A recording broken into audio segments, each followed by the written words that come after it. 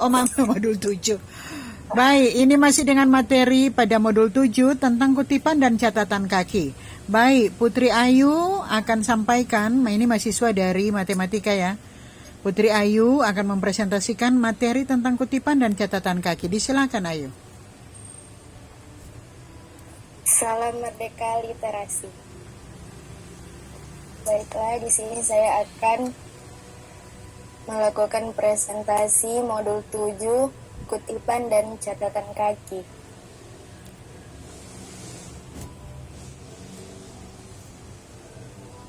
Yang pertama yaitu pengantar.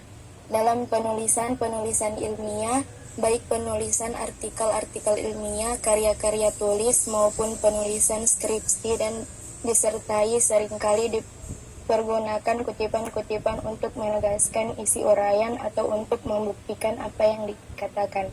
Demikian pula dengan catatan kaki yang sebenarnya merupakan bagian dari kutipan karena berisi antara lain pinjaman kalimat atau pendapat pengarang buku atau keterangan atas teks yang tempatnya berada pada kaki halaman. Catatan kaki dimaksudkan untuk menunjuk sumber tempat terdapatnya sebuah kutipan, tetapi dapat juga dipakai untuk memberi keterangan-keterangan lainnya pada teks. Oleh sebab itu, catatan kaki dan bagian dari teks yang akan diberi penjelasan itu terdapat suatu hubungan yang sangat erat. Kutipan. Tujuan membuat kutipan. Kutipan adalah pinjaman kalimat atau pendapat dari seorang pengarang atau ucapan seseorang yang terkenal dalam buku-buku maupun majalah-majalah. Kutipan bertujuan sebagai pengokohan argumentasi dalam sebuah karangan, jadi penulis suatu karya ilmiah tidak perlu menghabiskan waktunya untuk menyelidiki hal yang telah dibuktikan kebenarannya oleh penulis lain. Mereka cukup mengutip karya dari penulis lain tersebut. Jenis kutipan. Menurut jenisnya, kutipan dapat dibedakan atas kutipan langsung dan kutipan tak langsung, atau kutipan isi. Kutipan langsung adalah pinjaman pendapat dengan mengambil secara lengkap kata demi kata, kalimat demi kalimat dari sebuah teks asli. Kutipan tak langsung adalah pinjaman pendapat seorang pengarang atau tokoh terkenal berupa intisari atau iktisar dari pendapat tersebut, atau dapat pula berupa parafrase. Prinsip-prinsip mengutip. A. Jangan mengadakan perubahan. Pada waktu melakukan kutipan langsung, pengarang tidak boleh mengubah kata-kata atau teknik dari teks aslinya. Bila pengarang menganggap perlu untuk mengadakan perubahan tekniknya, maka ia harus menyatakan atau memberi keterangan yang jelas bahwa telah mengadakan perubahan tertentu. B. Bila ada kesalahan. Bila dalam kutipan terdapat kesalahan atau keganjilan, baik dalam persoalan ejaan maupun dalam soal-soal ketatabahasaan, penulis tidak boleh memperbaiki kesalahan-kesalahan itu. Ia hanya mengutip sebagaimana adanya. Demikian pula halnya kalau penulis tidak setuju dengan suatu sebagian dari kutipan itu. C. Menghilangkan bagian kutipan. Dalam kutipan diperkenankan pula menghilangkan bagian-bagian tertentu dengan syarat bahwa penghilangan bagian itu tidak boleh mengakibatkan perubahan makna aslinya atau makna seluruhnya. Cara-cara mengutip. A. Kutipan langsung yang tidak boleh dari 4 baris. Sebuah kutipan langsung yang panjangnya tidak lebih dari 4 baris ketikan akan dimasukkan dalam teks dengan cara-cara berikut. Yang pertama, kutipan itu diintegrasikan langsung dengan teks. Yang kedua, jarak antara baris dengan baris 2 spasi. Yang ketiga, kutipan itu diapit dengan tanda kutip. Yang keempat, sesudah kutipan selesai diberi nomor urut penunjukan setelah spasi ke atas, atau dalam kurung ditempatkan nama singkat pengarang, tahun terbit, dan nomor halaman kutipan itu. Contoh, guru tak dapat memperhatikan muridnya seorang demi seorang. dalam seminar The Teaching of Modern Language oleh Sekretariat UNESCO di Nawaralia, Thailand pada bulan Agustus 1953 dikatakan, because of the very special nature of language, teaching as well on general education grounds, it is vital the classes should be small. Halaman 50. Untuk waktu yang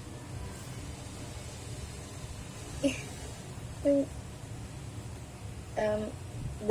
Kutipan langsung yang lebih dari 4 baris.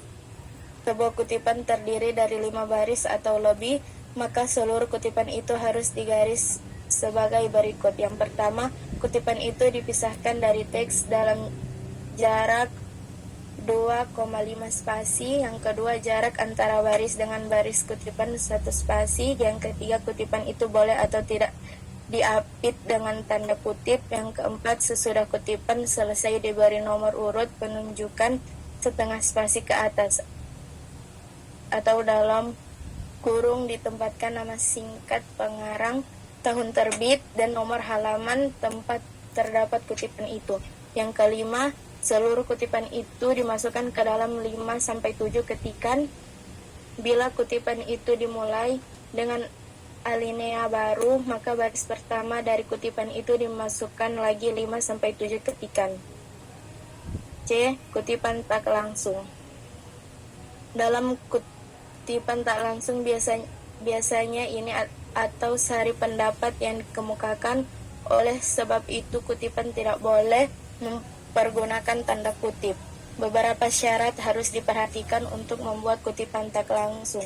Yang pertama, kutipan itu diintegrasikan dengan teks. Yang kedua, jarak antara baris 2 spasi. Yang ketiga, kutipan tidak diapit dengan tanda kutip. Yang keempat, sesudah kutipan selesai diberi nomor urut penunjukan setengah spasi ke atas atau dalam kurung ditempatkan nama singkat pengarang, tahun terbit, dan nomor halaman tempat terdapat kutipan itu.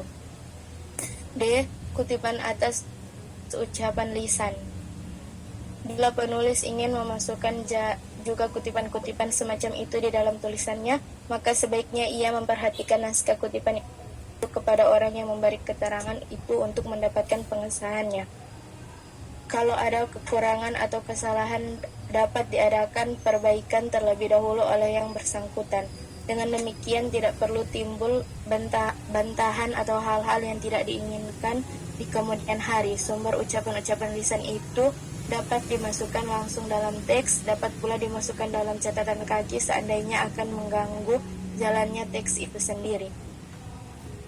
Variasi membuat kutipan.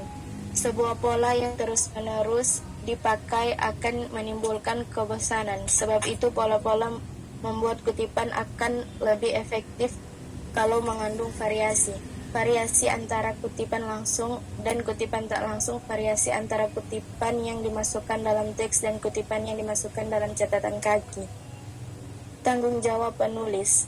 Kutipan hendaknya dibuat dengan penuh tanggung jawab dalam hubungan dan persoalan tanggung jawab ini harus diingat bahwa kutipan itu dapat dibuat sekurang-kurangnya untuk 2 tujuan yang berlainan. Pertama, kutipan dibuat untuk mengadakan sorotan, analisis, atau kritik. Dan kedua, kutipan dibuat untuk memperkuat sebuah uraian. Mengutip sebuah pendapat harus disertai kebijaksanaan dan ketajaman untuk dapat mempertanggungjawabkan seolah-olah pendapat sendiri bukan lagi pendapat pengarang yang dikutip. Catatan kaki. Pengertian. Catatan kaki adalah keterangan-keterangan atas teks karangan yang ditempatkan pada kaki halaman karangan yang bersangkutan. Hubungan antara catatan kaki dan teks yang biasanya dinyatakan dengan nomor-nomor penunjukan yang sama, baik yang terdapat dalam teks maupun yang terdapat dalam catatan kaki itu sendiri. Selain mempergunakan nomor-nomor penunjukan hubungan itu, kadang-kadang dinyatakan dengan mempergunakan tanda asterik dan kadang dengan gunakan tanda salib pada halaman yang bersangkutan. Bila pada halaman yang sama terdapat 2 catatan atau lebih, maka dipergunakan 1 tanda asterik atau salib untuk catatan yang pertama dan 2 tanda untuk catatan yang kedua. Cara membuat catatan kaki. Yang pertama, urutannya: nama pengarang, judul buku, nama penerbit, kota terbit, tahun terbit, dan nomor halaman. Yang kedua, nama pengarang ditulis lengkap, tidak boleh dibalik dan tanpa gelar akademik.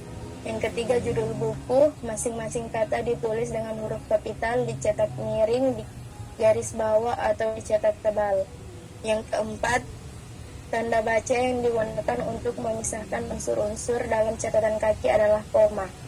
Yang kelima, harus disediakan ruang atau tempat secukupnya pada kaki halaman tersebut sehingga margin di bawah tidak boleh lebih sempit dari 3 cm sesudah diketik baris terakhir dari catatan kaki.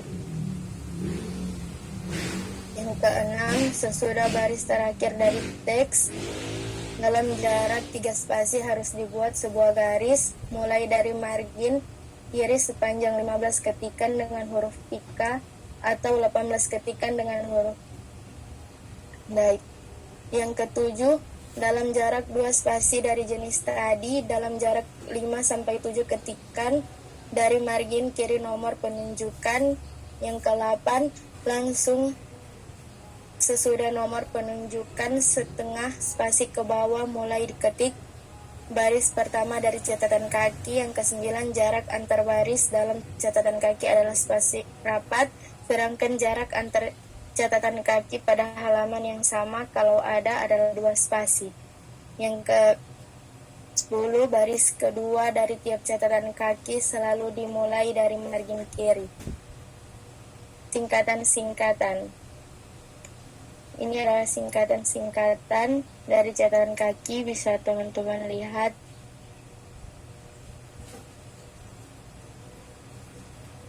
Penerapan catatan kaki dan singkatan.